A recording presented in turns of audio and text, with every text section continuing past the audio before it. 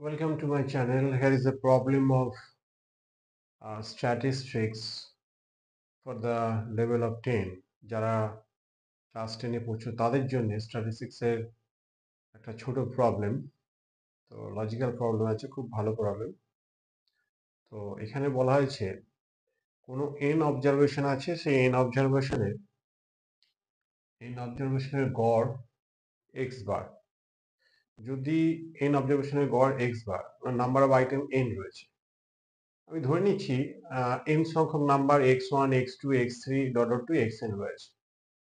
এখানে কোশ্চেনে বলছে if first number be increased by 1, second number be increased by 2, third number is increased by 3, like that। এইভাবে যদি আমরা বাড়াতে থাকি তাহলে নতুন যে নাম্বারগুলো পাবো তার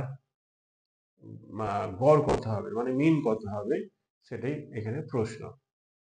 তো দেখো এখানে প্রশ্নানুসারে সলিউশন, প্রশ্নানুসারে n অবজারভেশন আছে। So x bar is equal to আমরা লিখতে পারি summation x suffix n by n, অর্থাৎ এটা যোগফলের চিহ্ন। তাহলে এখান থেকে লেখা যায় যে summation xn is equal two n Times of x1 বার। ওকে, ধরি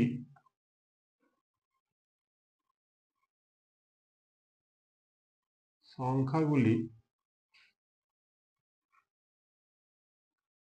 x1, x2, x3 dot dot dot xn। অতএব summation xn means sum of this all number।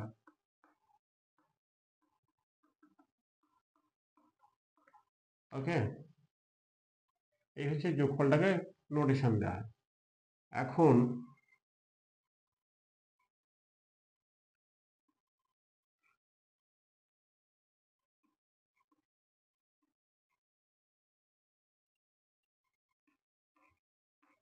প্রশ্নানুসারে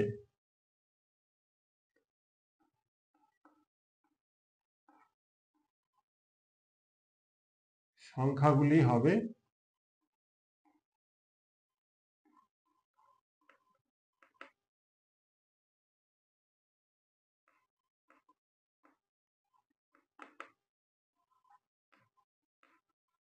এগুলো। তাহলে নতুন মিনের চিহ্নটা দিলাম এইভাবে, এই চিহ্নটি দিলাম। সেটা মানেটা কি? এই যে এখন সেই সংখ্যাগুলো পেয়েছি তার যোগফলের মিন। সো x1 প্লাস 1 ফার্স্ট নাম্বারটা যেটা তৈরি হলো, সেকেন্ড নাম্বারটা x2 প্লাস 2 তৈরি হলো, থার্ড নাম্বারটা x3 প্লাস 3 তৈরি হলো এইভাবে, ডট ডট ডট, লাস্ট নাম্বারটা xn প্লাস n হবে। সেই n সংখ্যক তো সংখ্যাই রয়েছে। এখন যদি এটাকে x1 x2 এটা ব্র্যাকেটে করে নেওয়া যায়,